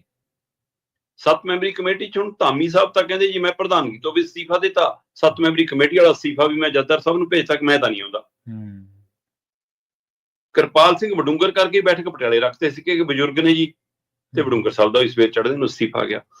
ਜਦੋਂ ਤੱਕ ਧਾਮੀ ਸਾਹਿਬ ਦਾ ਅਸਤੀਫਾ ਸੀ ਤਦ ਤੱਕ ਬਹੁ ਗਿਣਤੀ ਤਰ੍ਹਾਂ ਇਹ ਮੰਨ ਕੇ ਚੱਲ ਰਹੀਆਂ ਸੀਗੀਆਂ ਕਿ ਇਹ ਪ੍ਰੈਸ਼ਰ ਨਹੀਂ ਹੁਣ ਚੱਲ ਪਾ ਰਹੇ, ਇਹ ਅਕਾਲੀ ਦਲ ਦੇ ਗਲਤ ਫੈਸਲਿਆਂ ਨਾਲ ਖੜਨਾ ਨਹੀਂ ਚਾਹੁੰਦੇ। ਇੱਥੇ ਤੱਕ ਆ ਗਏ ਜਦੋਂ ਕਿ ਇਹ ਕਹਿੰਦੇ ਕਿ ਉਹਨਾਂ ਦੇ ਵਿਵਹਾਰ ਦਾ ਹਿੱਸਾ ਨਹੀਂ ਸੀ, ਪਰ ਹੁਣ ਕਿਉਂਕਿ ਉਹਨਾਂ ਨੇ ਬੇਸ਼ੱਕ ਹਵਾਲਾ ਸਿਰਫ ਇੰਨਾ ਕੇ ਦਿੱਤਾ ਕਿ ਜੀ ਉਹ ਜਥੇਦਾਰ ਗਿਆਨੀ ਰਘਵੀਰ ਸਿੰਘ ਹੋਰਾਂ ਨੇ ਜਿਹੜੀ ਪੋਸਟ ਪਾਈ ਉਹ ਮੈਨੂੰ ਲੱਗਿਆ ਕਿ ਮੈਂ ਉਹਦੇ ਲਈ ਜ਼ਿੰਮੇਵਾਰ ਹਾਂ। ਇਸ ਲਈ ਜੀ ਕਹਿੰਦੇ ਕਿ ਮੈਂ ਜਦੋਂ ਕਿ ਉਹਦਾ 14 ਮੈਂਬਰਾਂ ਨੇ ਫੈਸਲਾ ਲਿਆ ਸੀ ਸੰਯੁਕਤ ਤੌਰ ਤੇ ਗਿਆਨੀ ਹਰਪ੍ਰੀਤ ਸਿੰਘ ਤੋਰਨ ਦਾ, ਮੈਂ ਇਕੱਲਿਆਂ ਨੇ ਥੋੜਾ ਲਿਆ, ਪਰ ਉਹਦੇ ਬਾਵਜੂਦ ਕਹਿੰਦੇ ਜੀ ਮੈਂ ਇਸ ਭਾਰ ਤੋਂ ਮੁਕਤੀ ਚਾਹੁੰਦਾ। ਹਵਾਲਾ ਉਹ ਦਿੱਤਾ, ਪਰ ਉਸ ਸਮੇਂ ਤੱਕ ਇਹ ਮੰਨਿਆ ਜਾਂਦਾ ਸੀ ਕਿ ਅਕਾਲੀ ਦਲ ਦਾ ਦਬਾਅ ਇੰਨਾ ਸੀ ਜਿਹੜਾ ਉਹਨਾਂ ਨੇ ਹੁਣ ਰਿਲੀਜ਼ ਕਰਤਾ ਕਿ ਬਸ ਇਹ ਤੋਂ ਵੱਧ। ਪਰ ਜਦੋਂ ਸਵੇਰ ਨੂੰ ਵਡੂੰਗਰ ਸਾਹਿਬ ਦਾ ਅਸਤੀਫਾ ਆਇਆ ਤਦ ਮਹਿਸੂਸ ਹੋਇਆ ਕਿ ਕਿਤੇ ਗਿਆਨੀ ਹਰਪ੍ਰੀਤ ਸਿੰਘ ਵਾਲਾ ਕੰਮ ਕਰਨ ਤੋਂ ਬਾਅਦ ਹੁਣ 7 ਮੈਂਬਰੀ ਕਮੇਟੀ ਦਾ ਭੋਗ ਪਾਉਣ ਵਾਲੀ ਪ੍ਰਕਿਰਿਆ ਤਾਂ ਨਹੀਂ ਗਈ, ਇਹ ਅਕਾਲੀ ਦਲ ਦੀ ਇੱਕ ਕੜੀ ਦਾ ਹਿੱਸਾ ਤਾਂ ਨਹੀਂ ਕਿ ਪਹਿਲਾਂ ਧਾਮੀ ਸਾਹਿਬ ਨੂੰ ਬਾਹਰ ਕਰੋ, ਫਿਰ ਹੁਣ ਵਡੂੰਗਰ ਸਾਹਿਬ ਦਾ ਵੀ ਅਸਤੀਫਾ ਦਿਓ, ਲਓ ਜੀ ਹੁਣ 5 ਮੈਂਬਰ ਕਰ ਲਓ ਜੋ ਕਰਨਾ। ਵੈਸੇ ਤਾਂ ਜੇਕਰ ਅਕਾਲੀ ਦਲ 7 ਮੈਂਬਰੀ ਕਮੇਟੀ ਨੂੰ ਪ੍ਰਵਾਨਗੀ ਦੇ ਵੀ ਦਿੰਦਾ ਤਾਂ ਉਹਨਾਂ ਦਾ ਇਹ 'ਚ ਨੁਕਸਾਨ ਨਹੀਂ ਸੀ, ਫਾਇਦਾ ਹੀ ਸੀ। ਧਾਮੀ ਸਾਹਿਬ ਉਹਨਾਂ ਦੇ, ਹੈ ਨਾ, ਵਡੂੰਗਰ ਸਾਹਿਬ ਉਹਨਾਂ ਦੇ, ਇਕਬਾਲ ਸਿੰਘ ਝੁੰਦਾ ਉਹਨਾਂ ਦੇ, ਹੈ ਨਾ, ਸ਼੍ਰੋਮਣੀ ਕਮੇਟੀ ਦੀ ਮੁਲਾਜ਼ਮ ਬੀਬੀ ਜੇ ਮੁਲਾਜ਼ਮ ਹੈ ਤਾਂ ਫਿਰ ਉਹ ਉਧਰ ਕਿੱਧਰ ਜਾਊਗੀ ਸਾਰਿਆਂ ਨੂੰ ਪਤਾ। ਫਿਰ 4 ਬੰਦੇ ਤਾਂ ਸਿੱਧੇ ਸੀ ਤੁਹਾਡੇ ਕੋਲ ਆਪਣੇ 7 ਚੋਂ, 3 ਦੇ ਵਿੱਚੋਂ ਮਨਪ੍ਰੀਤ ਐਲੀ ਐਮਐਲਏ ਤੁਹਾਡਾ ਠੀਕ ਹੈ ਜੀ, ਉਹ ਕਿਸੇ ਪਾਸੇ ਵੀ ਨਹੀਂ, ਉਹ ਕਹਿੰਦਾ ਮੈਂ ਅਕਾਲ ਤਖਤ ਸਾਹਿਬ ਕਰਨੀ ਸੀ, ਉਹਨੂੰ ਵੀ ਬਾਹਰ ਕਰ ਦੋਗੇ, ਹੈ ਨਾ। ਮਤਲਬ ਕਿ ਉਹਨਾਂ ਨੂੰ ਵੀ ਆਪਣਾ ਜਿਹੜੇ 2 ਮੈਂਬਰ ਉਧਰੋਂ ਨੇ ਸੁਧਾਰ ਲਹਿਰ ਕਰਨੀ ਹੋ, ਜੇ ਉਹਨਾਂ ਨੂੰ ਵੀ ਬਡਾਲਾ ਹੋਰਾਂ ਨੂੰ ਤੇ ਨਾਲ ਮਹਿੰਦਪੁਰੀ ਹੋਰਾਂ ਨੂੰ ਬਾਹਰ ਵੀ ਕਰ ਦੋਗੇ ਤਾਂ 4 ਮੈਂਬਰ ਬਹੁਮਤ ਨਾਲ ਵੀ ਫੈਸਲਾ ਕਰ ਸਕਦੇ ਸੀ ਜੀ ਜੀ, ਕੋਈ ਮਸਲਾ ਨਹੀਂ ਸੀ। ਹੁਣ ਉਲਟਾ ਤੁਸੀਂ 2 ਬਾਹਰ ਕਰਕੇ ਜੋ 5 ਫੈਸਲਾ ਕਰ ਲੈਣਗੇ, ਅਸੀਂ ਉਹ 5 ਨੇ ਫੈਸਲਾ ਕਰਨਾ, ਫਿਰ ਜੋ ਪੈਰਲਲ ਆਪਣੀ ਭਰਤੀ ਮੁਹਿੰਮ ਸ਼ੁਰੂ ਕਰ ਲੈਂਦੇ ਨੇ ਫਿਰ। ਪਰ ਅਕਾਲੀ ਦਲ ਦੀ ਮਨਸ਼ਾ ਇੱਕੋ ਇੱਕ ਸੀ ਕਿ ਉਹ ਸਾਡੀ ਬਾਦਲ ਧਿਰ ਦੀ ਭਰਤੀ ਨਾ ਕਰਨ, ਉਹ ਸਾਡੇ ਘਰੇ ਨਾ ਆ ਕੇ ਬੈਠਣ, ਸਾਡੇ ਦਫ਼ਤਰ 'ਚ ਨਾ ਆ ਕੇ ਬੈਠਣ, ਉਹਨਾਂ ਦੇ ਕੰਟਰੋਲ 'ਚ ਨਾ ਜਾਵੇ। ਸੋ ਇਸੇ ਚੱਕਰ ਦੇ ਵਿੱਚ ਸਾਰੀਆਂ ਹੁਕਮਨਾਮਿਆਂ ਨੂੰ ਤਲਾਂਜਲੀ ਦਿੰਦੇ ਆਈ ਗਏ। ਉਹਨਾਂ 'ਚ 7 ਮੈਂਬਰੀ ਵੀ ਸੀ।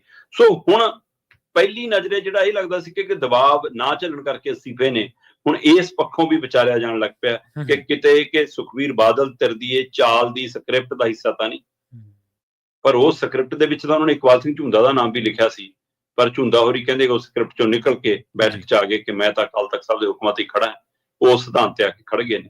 ਸੁਣੇ 5 ਮੈਂਬਰਾਂ ਨੇ ਘਰ ਬੈਠਕ ਕੀਤੀ, ਬੈਠਕ ਕਰਕੇ ਕਹਿੰਦੇ ਕਿ ਇਹਨਾਂ ਨੇ ਆਪਣਾ ਚਿੱਠੀ ਲਿਖ ਲਈ ਤੇ ਜਥੇਦਾਰ ਸਾਹਿਬ ਕੋਲ ਪਹੁੰਚਦੀ ਕਰ ਦਿੱਤੀ ਆ ਤੇ ਕਿ ਜੀ ਸਾਡਾ ਦੱਸੋ ਅਸੀਂ ਅੱਗੇ ਕਿਵੇਂ ਵਧਣਾ, ਕੀ 5 ਨੇ ਅੱਗੇ ਵਧਣਾ, 2 ਮੈਂਬਰ ਨਵੇਂ ਪਾਉਂਗੇ, ਉਹ ਤਾਂ ਸਾਨੂੰ ਭਰਤੀ ਕਰਨ ਨਹੀਂ ਦਿੰਦੇ, ਫਿਰ ਅਸੀਂ ਕੀ ਕਰੀਏ। ਸੋ 1 ਮਹੀਨੇ ਵਿੱਚ ਤਾਂ ਇਹ ਲੱਗ ਰਿਹਾ ਕਿ ਹੁਣ 7 ਮੈਂਬਰੀ ਕਮੇਟੀ ਦਾ ਤਾਂ ਭੋਗ ਪੈ ਗਿਆ। ਹੁਣ ਸਾਰਾ ਕੁਛ ਗਿਆਨੀ ਰਘਵੀਰ ਸਿੰਘ ਦੇ ਉੱਤੇ ਆ ਤੇ ਗਿਆਨੀ ਰਘਵੀਰ ਸਿੰਘ ਜਿਹੜਾ ਆਪ ਅਸਤੀਫਾ ਦੇਣ ਦਾ ਮਨ ਮਨਾਈ ਬੈਠੇ ਨੇ, ਕਹਿੰਦੇ ਕਿ ਉਹਨਾਂ ਦੀ ਗਿਆਨੀ ਹਰਪ੍ਰੀਤ ਸਿੰਘ ਨਾਲ ਵੀ ਤਾਲਮੇਲ 'ਚ ਨੇ, ਹੋਰ ਸਾਬਕਾ ਜਥੇਦਾਰਾਂ ਦੇ ਵੀ ਤਾਲਮੇਲ 'ਚ ਨੇ, ਕੁਝ ਸਿੱਖ ਵਿਦਵਾਨਾਂ ਨਾਲ ਵੀ ਸੰਪਰਕ ਸਾਧਿਆ। ਉਹਨਾਂ ਸਾਰਿਆਂ ਨੇ ਕਿਹਾ ਕਿ ਜੇ ਤੁਸੀਂ ਅਸਤੀਫਾ ਦੇ ਗਏ ਫਿਰ ਤਾਂ ਕੱਲ ਨੂੰ ਕੁਝ ਵੀ ਹੋ ਜਾਊਗਾ, ਇਸ ਲਈ ਤੁਸੀਂ ਹੁਣ ਸਟੈਂਡ ਲੈ ਲਓ।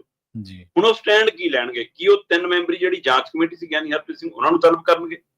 ਕੀ ਉਹ ਅੰਤਰਿੰਗ ਕਮੇਟੀ ਨੂੰ ਤਲਬ ਕਰਨਗੇ ਜਿਨ੍ਹਾਂ ਨੇ ਗਿਆਨੀ ਹਰਪ੍ਰੀਤ ਸਿੰਘ ਦੇ ਖਿਲਾਫ ਫੈਸਲਾ ਲਿਆ? ਕੀ ਉਹ ਬਾਦਲ ਧਿਰ ਨੂੰ ਤਲਬ ਕਰਨਗੇ ਜਿਨ੍ਹਾਂ ਨੇ ਹੁਕਮਨਾਮਿਆਂ ਤੋਂ ਮੁੱਖ ਮੋੜਿਆ?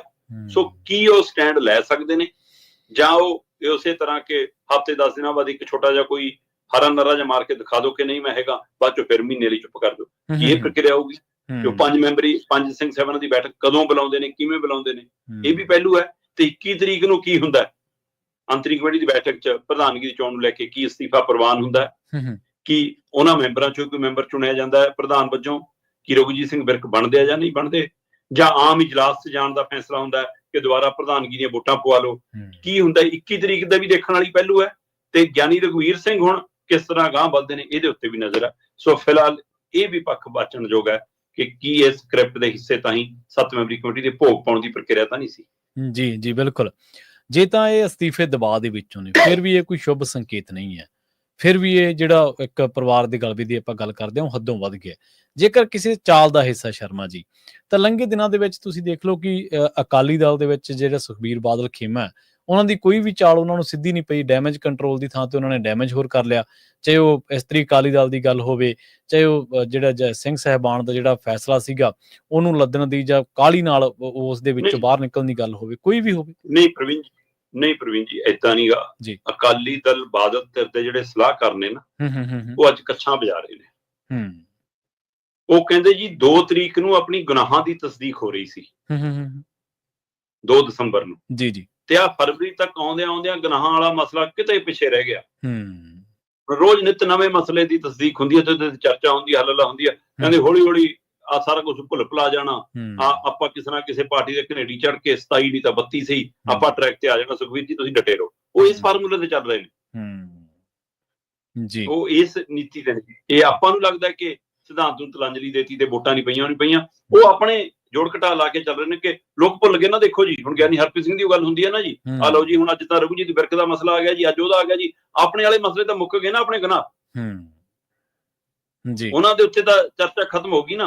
ਸੋ ਇਸ ਲਈ ਉਹ ਇਸ ਤਰ੍ਹਾਂ ਦੀ ਨੀਤੀ ਤੇ ਚੱਲ ਰਹੇ ਨੇ। ਮੈਨੂੰ ਲੱਗਦਾ ਉਹਨਾਂ ਦੇ ਆਪਣੇ ਫਾਰਮੂਲੇ, ਪਰ ਪੰਜਾਬ ਕਿਹੜੇ ਫਾਰਮੂਲੇ ਅਪਣਾਊਗਾ, ਪੰਥਕ ਧਿਰਾਂ ਕਿਹੜੇ ਫਾਰਮੂਲੇ ਅਪਣਾਉਣਗੇ, ਸ਼ਾਇਦ ਇਹ ਤੋਂ ਅਜੇ ਅਣਜਾਣ ਨੇ। ਬਿਲਕੁਲ ਜੀ ਬਿਲਕੁਲ।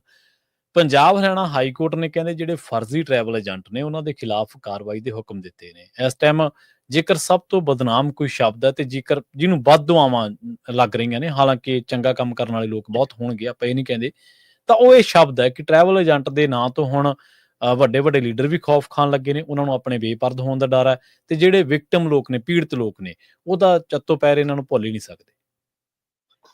ਪ੍ਰਵੀਨ ਜੀ ਬਿਲਕੁਲ, ਇਸ ਸਮੇਂ ਸਭ ਤੋਂ ਵੱਧ ਚਰਚਿਤ ਸ਼ਬਦ ਵੀ ਔਰ ਬਦਨਾਮ ਸ਼ਬਦ ਵੀ ਜੇਕਰ ਹੋਇਆ ਤਾਂ ਉਹ ਟਰੈਵਲ ਏਜੰਟ, ਉਹਨਾਂ ਚ ਵੀ ਗੈਰ ਕਾਨੂੰਨੀ ਟਰੈਵਲ ਏਜੰਟ ਖਾਸ ਕਰਕੇ ਹੈ ਨਾ, ਜਿਹੜੇ ਕੈਸ਼ ਚ ਧੰਦਾ ਕਰਦੇ ਨੇ, ਡੌਂਕੀ ਲਵਾ ਕੇ ਭੇਜਦੇ ਨੇ, ਉਹ ਸਾਰੇ, ਚਾਹੇ ਉਹਨਾਂ ਦੀਆਂ ਮਿਹਨਤਾਂ ਕਰਕੇ ਵੀ ਕਈਆਂ ਨੇ ਪੈਸੇ ਫੜਾਏ ਨੇ, ਹੈ ਨਾ, ਕਿ ਜੋ ਮਰਜ਼ੀ ਕਰ ਬਾਈ ਜੀ, ਤੂੰ ਮੈਨੂੰ 10 ਲੱਖ ਉੱਪਰ ਦੇ ਦਿਆਂਗੇ, ਸਾਡਾ ਮੁੰਡਾ ਟਪਾ ਦੇ, ਹੈ ਨਾ। ਚਾਹੇ ਉਹ ਦੱਸਦੇ ਨੇ ਕਿ ਬਾਈ ਔਖਾ ਬਹੁਤ ਆ ਜੀ, ਉੱਥੇ ਤਾਂ ਮਰ ਵੀ ਜਾਂਦੇ ਨੇ, ਐ ਹੋ ਜਾਂਦੇ ਨੇ, ਬਾਈ ਸਾਡੇ ਹੱਥ ਕੁਛ ਨਹੀਂ ਹੁੰਦਾ, ਉਹ ਤਾਂ ਉੱਥੇ ਦੇ ਬੰਦੇ ਹੁੰਦੇ ਨੇ, ਚਾਹੇ ਉਹ ਸਾਰਾ ਕੁਝ ਸੱਚ ਬਿਆਨਦੇ ਹੋਣ, ਪਰ ਜਦੋਂ ਜਾਣ ਦੀ ਅੱਗ ਹੁੰਦੀ ਹੈ ਫਿਰ ਸਾਰਾ ਕੁਝ ਮਨਜ਼ੂਰ। ਹੁਣ ਜਦੋਂ ਫਸ ਗਏ ਤਾਂ ਹੁਣ ਸਾਰਾ ਟਰੈਵਲ ਏਜੰਟਾਂ ਦੇ ਭਾਂਡਾ ਭੰਨਿਆ ਜਾ ਰਿਹਾ। ਪਰ ਇਹ ਟਰੈਵਲ ਏਜੰਟ ਦਾ ਧੰਦਾ ਬਿਨਾਂ ਰਾਜਨੀਤਿਕ ਸ਼ਹਿ ਤੋਂ, ਬਿਨਾਂ ਸਰਕਾਰੀ ਸ਼ਹਿ ਤੋਂ, ਬਿਨਾਂ ਪ੍ਰਸ਼ਾਸਨਿਕ ਸ਼ਹਿ ਤੋਂ ਨਹੀਂ ਚੱਲਦਾ ਜੀ ਜੀ। ਜਿੱਦਣ ਦੀ ਅਮਰੀਕਾ ਤੋਂ ਜਹਾਜ਼ ਆਉਣੇ ਸ਼ੁਰੂ ਹੋਏ, ਪਹਿਲਾ, ਦੂਜਾ, ਤੀਜਾ, ਉਸ ਤੋਂ ਬਾਅਦ ਇਹ ਟਰੈਵਲ ਏਜੰਟ ਆਪਣੇ ਦਫ਼ਤਰ, ਆਪਣੇ ਅਦਾਰੇ, ਆਪਣੇ ਪੱਟੇ, ਬੋਰਡ, ਕੁਰਸੀਆਂ, ਮੇਜ਼ ਛੱਡ ਕੇ ਸਭ ਫਰਾਰ ਨੇ। ਕੋਈ ਮੁੰਬਈ ਆ, ਕੋਈ ਦੁਬਈ ਆ, ਕੋਈ ਨੇਪਾਲ ਆ, ਹੈ ਨਾ, ਤੇ ਛੋਟੇ ਮੋਟਿਆਂ ਦੇ ਕਾਰਵਾਈਆਂ ਹੋ ਰਹੀਆਂ। ਤੁਸੀਂ ਇਹ ਦੇਖੋ ਕਿ ਪੰਜਾਬ 'ਚ ਸਿੱਟ ਬਣ ਗਈ, ਈਡੀ ਲੱਭਦੀ ਫਿਰਦੀ ਆ, ਹੈ ਨਾ, ਹਰਿਆਣਾ ਸਰਕਾਰ ਸਰਗਰਮ ਹੈ, ਪੰਜਾਬ ਪੁਲਿਸ ਲੱਗੀ ਆ, ਸਰਕਾਰਾਂ ਦਮ ਭਰਦੀਆਂ ਕਿ ਲਓ ਜੀ ਅਸੀਂ ਕਾਰਵਾਈ ਕਰ ਦੇਣੀ। ਉਹ ਸਭ ਦੇ ਬਾਵਜੂਦ ਜਿੰਨੀਆਂ ਕੁ ਵੀ FIR ਹੋਈਆਂ, ਉਹ ਜਿੰਨੇ ਪਰਤੇ ਨੇ ਉਹਨਾਂ ਦੀ ਸ਼ਿਕਾਇਤ ਦੇ ਆਧਾਰ ਤੇ ਹੋਈਆਂ। ਜੇਕਰ ਮੈਂ ਪੰਜਾਬ ਦੀ ਗੱਲ ਕਰਾਂ, 10 FIR ਹੋਈਆਂ, ਹਾਲ ਤੱਕ ਇੱਕ ਟਰੈਵਲ ਏਜੰਟ ਫੜਿਆ। ਕਿਉਂਕਿ ਸਾਰਾ ਕੁਝ ਤਾਂ ਤੁਹਾਡੀ ਮਿਲੀ ਭੁਗਤ ਨਾਲ ਹੈ। ਬਿਲਕੁਲ ਤੁਸੀਂ ਦੁਰਸਤ ਫਰਮਾਇਆ ਕਿ ਕਈ ਰਾਜਨੀਤਿਕ ਧਿਰਾਂ ਨੂੰ ਡਰ ਕੇ ਲੈ ਵੀ ਸਾਡਾ ਨਾਂ ਨਾ ਆ ਜਾਵੇ, ਕਿਉਂਕਿ ਹਿੱਸਾ ਪੱਤੀ ਕੌਣ ਕੌਣ ਲੈਂਦੇ ਆ ਸਾਰਿਆਂ ਨੂੰ ਪਤਾ ਹੈ। ਬਿਲਕੁਲ ਸਹੀ। ਤੋ ਇਹ ਇਸ ਲਈ ਮਤਲਬ ਕਿ ਇਹ ਬਿਨਾਂ ਰਾਜਨੀਤਿਕ ਸ਼ਹਿ ਤੋਂ ਧੰਦਾ ਨਹੀਂ ਚੱਲ ਰਿਹਾ। ਕੋਈ ਵੀ ਗੈਰ ਕਾਨੂੰਨੀ ਧੰਦਾ ਕਾਨੂੰਨ ਦੀ ਆੜ ਤੋਂ ਬਿਨਾਂ ਨਹੀਂ ਚੱਲਦਾ। ਸੋ ਇਸ ਲਈ ਇਹ ਚੱਲ ਰਿਹਾ। ਹੁਣ ਮਾਮਲਾ ਪਹੁੰਚਿਆ ਪੰਜਾਬ ਹਰਿਆਣਾ ਹਾਈ ਕੋਰਟ। ਇੱਕ ਵਕੀਲ ਸਾਹਿਬ ਨੇ, ਉਹਨਾਂ ਨੇ ਇੱਕ ਪਟੀਸ਼ਨ ਪਾਈ। ਉਹਨਾਂ ਨੇ ਪਟੀਸ਼ਨ ਦੇ ਵਿੱਚ 2-3 ਮੰਗਾਂ ਦੀ ਮੁੱਦਾ ਚੁੱਕਿਆ। ਉਹ ਕਹਿੰਦੇ ਜੀ ਘੱਟੋ ਘੱਟ ਨਹੀਂ ਤਾਂ ਜ਼ਿਲ੍ਹਾ ਪੱਧਰ ਦੇ ਉੱਤੇ ਇਮੀਗ੍ਰੇਸ਼ਨ ਚੈੱਕ ਪੋਸਟਾਂ ਬਣਾਵੇ ਸਰਕਾਰ, ਜਿੱਥੋਂ ਟਰੈਕ ਹੋ ਕੇ ਜਾਵੇ, ਹਰ ਫਾਈਲ ਪਤਾ ਲੱਗੇ ਕਿ ਹਾਂ ਇਹ ਜੈਨੂਨ ਕੇਸ ਹੈ ਜਾਂ ਕਿਵੇਂ ਜਾ ਰਿਹਾ ਕੀ ਨਹੀਂ। ਦੂਸਰਾ, ਉਹ ਕਹਿੰਦੇ ਫਰਜ਼ੀ ਟਰੈਵਲ ਏਜੰਟਾਂ ਦੇ ਖਿਲਾਫ ਕੋਈ ਪੁਖਤਾ ਮਤਲਬ ਕਿ ਕਾਰਵਾਈ ਦਾ ਇੱਕ ਪੱਕਾ ਢਾਂਚਾ ਤਿਆਰ ਹੋਵੇ ਤਾਂ ਕਿ ਉਹ ਇਸ ਤਰ੍ਹਾਂ ਦਾ ਧੰਦਾ ਨਾ ਕਰਨ। ਤੀਸਰਾ, ਉਹ ਕਹਿੰਦੇ ਵਿਦੇਸ਼ਾਂ 'ਚ ਕੰਮ ਦੇਣ ਵਾਲੇ ਜਿਹੜੇ ਮਨਜ਼ੂਰੀਸ਼ੁਦਾ ਰਿਕਰੂਟਿੰਗ ਏਜੰਟ ਨੇ ਹੂੰ ਉਹਨਾਂ ਦੀ ਸੂਚੀ ਹੋਵੇ, ਜੀ ਜਿਹੜਾ ਇੱਥੋਂ ਜਾਣ ਲੱਗਿਆ ਉਹਨਾਂ ਨੂੰ ਉੱਥੇ ਪਤਾ ਹੋਵੇ ਕਿ ਇਹ ਬੰਦਿਆਂ ਨੂੰ ਮਿਲਿਆ ਜਾ ਸਕਦਾ, ਇਹ ਜੈਨੂਇਨ ਨੇ। ਹੂੰ ਸੋ ਜਦੋਂ ਅਜਿਹੀ ਪਟੀਸ਼ਨ ਆਈ ਤਾਂ ਮਾਣਯੋਗ ਪੰਜਾਬ ਹਰਿਆਣਾ ਹਾਈ ਕੋਰਟ ਨੇ ਉਸ ਪਟੀਸ਼ਨ ਦੇ ਨਜ਼ਰਸਾਨੀ ਕਰਨ ਤੋਂ ਬਾਅਦ ਕਿਹਾ ਕਿ ਅਸੀਂ ਪਟੀਸ਼ਨ ਕਰਤਾ ਨੂੰ ਕਹਿੰਦੇ ਹਾਂ ਕਿ ਆਪਣੀ ਇਹ ਸ਼ਿਕਾਇਤ ਸਰਕਾਰ ਕੋਲ ਲੈ ਕੇ ਜਾਵੇ। ਇਹ ਸਰਕਾਰ ਦੇ ਖੇਤਰ ਦਾ ਕੰਮ ਹੈ, ਕਾਰਵਾਈ ਉਹ ਕਰੇ। ਸੋ ਇੱਕ ਤਰ੍ਹਾਂ ਨਾਲ ਪਟੀਸ਼ਨ ਦਾ ਨਿਪਟਾਰਾ ਹੋ ਗਿਆ। ਕੱਲ ਹੀ ਮਾਣਯੋਗ 2 ਜੱਜਾਂ ਦੇ ਬੈਂਚ ਹਰਮੀਤ ਗਰੇਵਾਲ ਤੇ ਸ਼ੀਲ ਨਾਗੂ ਹੋਰਾਂ ਦੀ ਅਗਵਾਈ ਦੇ ਵਿੱਚ ਇਹ ਮਾਮਲਾ ਸੁਣਿਆ ਗਿਆ ਤੇ ਉਸ ਤੋਂ ਬਾਅਦ ਉਹਨਾਂ ਨੇ ਜੀ ਉਹਨਾਂ ਨੂੰ ਸੌਂਪਦਿਆਂ ਹੋਇਆਂ ਕਿਹਾ ਕਿ ਸਰਕਾਰ ਕੋਲ ਜਾਓ, ਤੁਸੀਂ ਸਰਕਾਰ ਕੋਲ ਸ਼ਿਕਾਇਤ ਕਰੋ। ਤੇ ਸਰਕਾਰ ਨੂੰ ਪੰਜਾਬ ਹਰਿਆਣਾ ਹਾਈ ਕੋਰਟ ਨੇ 2 ਜੱਜਾਂ ਦੇ ਬੈਂਚ ਨੇ ਹਦਾਇਤ ਕੀਤੀ ਹੈ ਕਿ 30 ਦਿਨਾਂ ਦੇ ਅੰਦਰ ਅੰਦਰ ਟਰੈਵਲ ਏਜੰਟਾਂ ਤੇ ਸਖਤ ਕਾਰਵਾਈ ਕਰਕੇ ਸਾਨੂੰ ਜਾਣਕਾਰੀ ਉਪਲਬਧ ਕਰਾਓ। ਜੀ ਸੋ ਜੀ ਸਰਕਾਰਾਂ ਕਿਹੋ ਜਿਹਾ ਝੂਠ ਬੋਲਦੀਆਂ ਨੇ, ਬੜੇ ਬੜੇ ਵਕੀਲ ਲਿਜਾ ਕੇ ਕਿਵੇਂ ਕੱਚ ਸੱਚ ਕਰਦੀਆਂ ਨੇ, ਉਹੀ ਜੀ ਪ੍ਰਕਿਰਿਆ ਇੱਥੇ ਵੀ ਅਪਣਾ ਲਈ ਜਾਊਗੀ। ਸੋ ਜੇਕਰ ਸਰਕਾਰਾਂ ਕਾਰਵਾਈ ਕਰਨ ਤੇ ਆਣ ਤਾਂ 30 ਦਿਨ ਕੀ ਉਹਦਾ 30 ਘੰਟਿਆਂ 'ਚ ਵੀ ਕਰ ਸਕਦੀਆਂ ਨੇ ਜੀ, ਪਰ ਕਰਨ ਦੀ ਇੱਛਾ ਸ਼ਕਤੀ ਹੋਵੇ ਤਾਂ। ਸੋ ਬਿਲਕੁਲ ਜੀ ਟਰੈਵਲ ਏਜੰਟਾਂ ਦੀ ਚਰਚਾ ਵੀ ਖੂਬ ਹੈ ਤੇ ਕਾਰਵਾਈ ਦੇ ਦੰਗ ਵੀ ਖੂਬ ਨੇ, ਪਰ ਨਾ ਫੜੇ ਜਾ ਰਹੇ ਨੇ ਨਾ ਫੜੇ ਜਾਣੇ ਨੇ। ਮਹੀਨੇ ਕੁ ਬਾਅਦ ਫਿਰ ਉਹੀ ਕਾਰਵਾਈ ਫਿਰ ਸ਼ੁਰੂ ਹੋ ਜਾਣੀ। ਅਗਲੀ ਗੱਲ ਕਰੀਏ ਅੰਮ੍ਰਿਤਪਾਲ ਸਿੰਘ ਦੀ। ਸਿਆਣੇ ਜਦੋਂ ਬਜ਼ੁਰਗ ਪੰਚਾਇਤਾਂ ਸੱਥਾਂ ਦੇ ਵਿੱਚ ਬਹਿੰਦੇ ਸੀ ਨਾ ਸ਼ਰਮਾ ਜੀ, ਉਹ ਕਹਿੰਦੇ ਸੀ ਵੀ ਜਿਹੜਾ ਮੈਂਬਰ ਪੰਚਾਇਤ ਚੁਣਿਆ ਗਿਆ ਵੀ ਲੋਕਾਂ ਦਾ ਫਤਵਾ ਉਹਦੇ ਨਾਲ ਹੈ, ਲੋਕਾਂ ਦਾ ਮੈਂਡੇਟ ਉਹਦੇ ਨਾਲ ਹੈ, ਵੀ ਲੋਕ ਰਾਏ ਉਹਦੇ ਨਾਲ ਹੈ। ਬੰਦਾ ਚਾਹੇ ਉਹ ਕਿਵੇਂ ਸੀ ਪਰ ਫਿਰ ਵੀ ਲੋਕਾਂ ਨੇ ਆਗੂ ਚੁਣ ਲਿਆ ਤੇ ਹੁਣ ਉਹਨੂੰ ਆਗੂ ਤਾਂ ਮੰਨਣਾ ਪਊਗਾ। ਕਈ ਵਾਰੀ ਕਈ ਬੰਦੇ ਇਤਰਾਜ਼ ਕਰ ਦਿੰਦੇ ਸੀ ਨਾ ਕਿ ਬਈ ਫਲਾਂ ਮੈਂਬਰ ਨੂੰ ਕਿਉਂ ਵਿੱਚ ਵਾੜਿਆ ਇਸ ਫੈਸਲੇ ਦੇ, ਫਲਾਂ ਨੂੰ ਕਿਉਂ ਲਿਆ। ਇਸੇ ਤਰ੍ਹਾਂ ਲੋਕ ਸਭਾ ਤੇ ਵਿਧਾਨ ਸਭਾ ਦੇ ਨੁਮਾਇੰਦੇ ਨੇ ਜਿਨ੍ਹਾਂ ਨੂੰ ਲੋਕਾਂ ਨੇ ਆਪਣੇ ਨੁਮਾਇੰਦੇ ਚੁਣ ਲਿਆ। ਗੱਲ ਕਰੀਏ ਅੰਮ੍ਰਿਤਪਾਲ ਸਿੰਘ ਦੀ। ਸੈਸ਼ਨ ਦੇ ਵਿੱਚ ਹਿੱਸਾ ਹਾਲੇ ਤੱਕ ਉਹ ਨਹੀਂ ਲੈ ਸਕੇ। ਅਖੀਰ ਉਹਨਾਂ ਨੇ ਹਾਈ ਕੋਰਟ ਦੇ ਵਿੱਚ ਇੱਕ ਉਹਨਾਂ ਨੂੰ ਪਟੀਸ਼ਨ ਪਾ ਕੇ ਪਹੁੰਚ ਕਰਨੀ ਪਈ ਹੈ ਸੈਸ਼ਨ ਦੇ ਵਿੱਚ ਹਿੱਸਾ ਲੈਣ ਦੇ ਲਈ। ਪ੍ਰਵੀਨ ਜੀ 60 ਦਿਨਾਂ ਦੇ ਜੇ ਗੈਰ ਹਾਜ਼ਰੀ ਹੋ ਜਾਵੇ ਤਾਂ ਮੈਂਬਰੀ ਖਤਰੇ 'ਚ ਪੈ ਜਾਂਦੀ ਹੈ ਜੀ। ਔਰ ਇਹਨਾਂ ਦੀ ਮੇਰਾ ਖਿਆਲ 46 ਜਾਂ 47 ਦਿਨ ਦੀ ਗੈਰ ਹਾਜ਼ਰੀ ਹੋ ਚੁੱਕੀ ਹੈ ਜੀ। ਚੱਲਦੇ ਸੈਸ਼ਨ ਦੀ ਪ੍ਰਕਿਰਿਆ ਦਰਮਿਆਨ ਮਤਲਬ ਸਹੁੰ ਚੁੱਕਣ ਤੋਂ ਬਾਅਦ ਤਾਂ ਦੁਬਾਰਾ ਕਦੇ ਜਾਣ ਦਾ ਮੌਕਾ ਹੀ ਨਹੀਂ ਮਿਲਿਆ। ਸੋ ਇਸ ਲਈ ਉਹ 46 ਦਿਨਾਂ ਦੀ ਹੋ ਗਈ ਤੇ ਹੁਣ ਖਤਰਾ ਖੜਾ ਕਿ 60 ਦਿਨਾਂ ਤੋਂ ਬਾਅਦ ਕੀ ਫੈਸਲਾ ਹੋ ਸਕਦਾ ਕਿ ਰੱਦ ਕਰ ਦਿਓ ਜੀ। ਬਿਲਕੁਲ ਤੁਹਾਡੀ ਗੱਲ ਦਰੁਸਤ ਹੈ ਕਿ ਜਦੋਂ ਲੋਕ ਫਤਵੇ ਨਾਲ ਬੰਦਾ ਜਿੱਤਦਾ ਤਾਂ ਉਹ ਉਸ ਇਲਾਕੇ ਦੀ ਨੁਮਾਇੰਦਗੀ ਕਰਦਾ ਜੀ ਤੇ ਉਸ ਨੁਮਾਇੰਦਗੀ ਦੇ ਨਾਤੇ ਉਹਦਾ ਹੱਕ ਹੈ ਕਿ ਉਹ ਉਹਨਾਂ ਦੀ ਮੁੱਦਿਆਂ ਦੀ ਗੱਲ ਕਰੇ, ਉਹ ਸੰਸਦ ਦੇ ਵਿੱਚ ਆਪਣੀ ਆਵਾਜ਼ ਬਣ ਕੇ ਬੋਲੇ ਤੇ ਤੁਸੀਂ ਉਸ ਨੂੰ ਮਨਜ਼ੂਰੀ ਦੇ ਰਹੇ। ਤੁਹਾਡੀ ਕਾਨੂੰਨੀ ਕਾਰਵਾਈ ਜਿਹੜੀ ਚੱਲਣੀ ਉਹ ਪੈਰਲਲ ਚੱਲੇ। ਮਤਲਬ ਡੇਰਾ ਸਿਰਸਾ ਮੁਖੀ ਨੂੰ ਬੇਮਤਲਬ ਵੀ ਜੇ ਪੈਰੋਲ ਮਿਲ ਸਕਦੀ ਆ ਤਾਂ ਇਹ ਤਾਂ ਚੁਣਿਆ ਨੁਮਾਇੰਦਾ ਭਾਈ ਲੋਕਾਂ ਦਾ, ਠੀਕ ਹੈ ਨਾ। ਇਹ ਲੋਕ ਅਗਲੀ ਵਾਰ ਫੈਸਲਾ ਕਰ ਲੈਣਗੇ ਦੁਬਾਰਾ ਚੁਣਨਾ ਨਹੀਂ ਚੁਣਨਾ, ਪਰ ਤੁਸੀਂ ਜਿਹੜਾ ਜਿਸ ਵਾਰ ਚੁਣਿਆ ਉਸ ਵਾਰ ਤਾਂ ਉਹਨੂੰ ਉਹਦਾ ਹੱਕ ਦਿਓ ਨਾ। ਤੇ ਇਸ ਪਹਿਲੂ ਤੇ ਅੰਮ੍ਰਿਤਪਾਲ ਸਿੰਘ ਨੇ ਬਕਾਇਦਾ ਤੌਰ ਤੇ ਅੰਮ੍ਰਿਤਸਰ ਦੇ ਡੀਸੀ ਤੱਕ ਵੀ ਪਹੁੰਚ ਕੀਤੀ ਆ, ਪੰਜਾਬ ਸਰਕਾਰ ਤੱਕ ਵੀ ਅਪਰੋਚ ਪਹੁੰਚ ਕੀਤੀ ਆ, ਸਪੀਕਰ ਸਾਹਿਬ ਤੱਕ ਵੀ, ਲੋਕ ਸਭਾ ਤੱਕ ਪਹੁੰਚ ਅਪਰੋਚ ਕੀਤੀ ਆ, ਤੇ ਖੈਰ ਪੈਂਦੀ ਨਜ਼ਰ ਨਹੀਂ ਆਈ। ਆਖਿਰ ਉਹਨੂੰ ਪਟੀਸ਼ਨ ਪਾਈ ਆ। ਇਹ ਪਹਿਲਾਂ ਵੀ ਇੱਕ ਵਾਰ ਇਸ ਪਹਿਲੂ ਤੇ ਚੱਲੀਆਂ ਸੀਗੀਆਂ ਕਿ ਪਟੀਸ਼ਨ ਆ ਰਹੀ ਹੈ, ਕੁਛ ਆ ਰਹੀ ਹੈ, ਫਿਰ ਉਹ ਰੁਕ ਗਈਆਂ ਸੀ ਕੁਝ ਤਕਨੀਕੀ ਕਾਰਨਾਂ ਕਰਕੇ। ਹੁਣ ਇਹ ਪਟੀਸ਼ਨ ਪੰਜਾਬ ਹਾਈ ਕੋਰਟ 'ਚ ਪਾਈ ਗਈ ਆ ਕਿ ਮੈਨੂੰ ਲੋਕ ਸਭਾ ਦੇ ਚੱਲ ਰਹੇ ਬਜਟ ਸੈਸ਼ਨ 'ਚ ਹਿੱਸਾ ਲੈਣ ਦੀ ਮਨਜ਼ੂਰੀ ਦਿੱਤੀ ਜਾਵੇ। ਉਹ ਕਹਿੰਦੇ ਕਿ ਮੈਨੂੰ ਜਾਣਕਾਰੀ ਹੈ ਕਿ ਮੇਰੀ ਮੈਂਬਰੀ ਖਤਰੇ 'ਚ ਆ, ਜੇਕਰ ਮੇਰੀ 60 ਦਿਨਾਂ ਤੋਂ ਉੱਪਰ ਹੋ ਜਾਂਦੀ ਆ ਮਤਲਬ ਕਿ ਗੈਰ ਹਾਜ਼ਰੀ ਤਾਂ ਮੇਰੀ ਮੈਂਬਰੀ ਰੱਦ ਕੀਤੀ ਜਾ ਸਕਦੀ ਹੈ।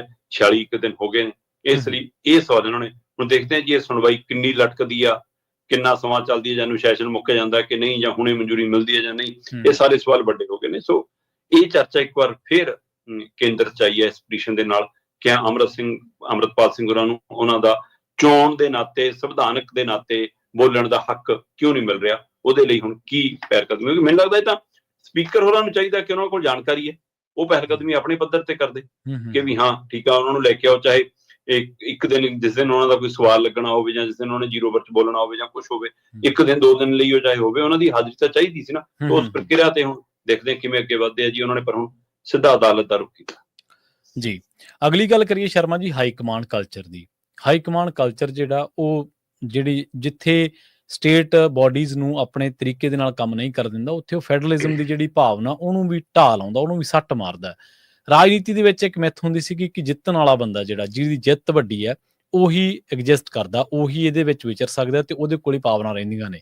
ਪਰ ਹਾਈ ਕਮਾਂਡ ਕਲਚਰ ਇੱਕ ਅਜਿਹੀ ਸ਼ੈ ਹੈ ਜਿਹਨੇ ਇਹ ਸਾਰੇ ਕਾਸੇ ਨੂੰ ਦਰਕਨਾਰ ਕਰ ਦਿੱਤਾ ਹੈ।